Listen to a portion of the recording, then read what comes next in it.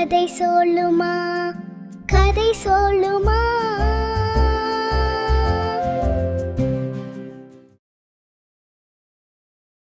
வணக்கம் குழந்தைகளே. ஒரு அடர்ந்த காட்டுல அப்புன்னு ஒரு குட்டி யானை இருந்தது. குளத்துல தண்ணி குடிக்கிறப்ப மேலே பறவைகளை பார்த்து அதுக்கு பறக்க ஆசை வந்தது. அதோட பெரிய காதுகளை இறக்கை மாதிரி ஆட்டி ஆட்டி பறக்க முயற்சி செஞ்சது.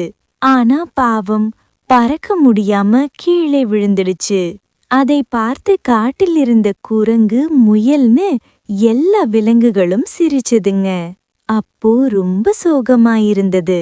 அப்ப அங்க ஒரு அழகான ஜொலிக்கிற மந்திர பட்டாம்பூச்சி வந்து அப்புவோட ஆசைய தெரிஞ்சுக்கிட்டு தன்னோட மந்திர கோலால் அப்புவோட காதுகளை தொட்டுச்சு.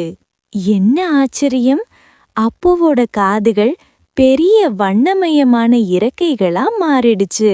அப்பு மெல்ல சிறகுகளை ஆட்டி மரங்களை எல்லாம் தாண்டி உயரமா பறந்து மேகங்களுக்கு நடுவுல சந்தோஷமா விளையாடுச்சு. அப்ப கீழே காடுல ஒரு குட்டி குரங்கு உயரமான மரக்கிளையில மாட்டிக்கிட்டு தவிச்சிட்டு இருந்தது.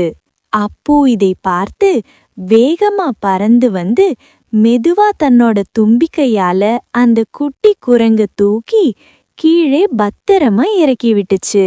இதை பார்த்துட்டு ஆரம்பத்துல அப்புவை சிரிச்ச விலங்குகள் எல்லாம் இப்போ அப்புவை பாராட்டினாங்க.